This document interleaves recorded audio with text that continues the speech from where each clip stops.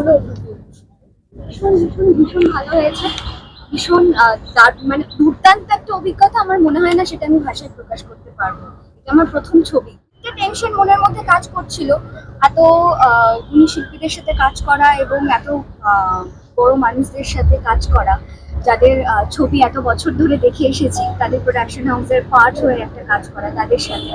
কিন্তু সেখান থেকে আমি ব্লেসড যে আমি যে ভয়টা পাচ্ছিলাম যে আমি কতটা কমফোর্টেবল হতে পারবো কি পারবো না, দাদা এবং দিদি দুজনে মিলে আমাকে সেই কমফোর্ট জোনে নিয়ে চলে এসেছিল ফ্লোরে যাওয়ার আগে, যেখান থেকে আমার শুট করতে একদম প্রবলেম হয়।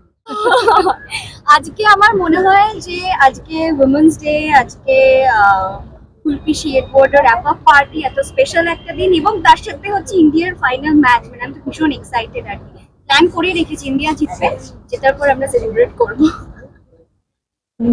Thank you.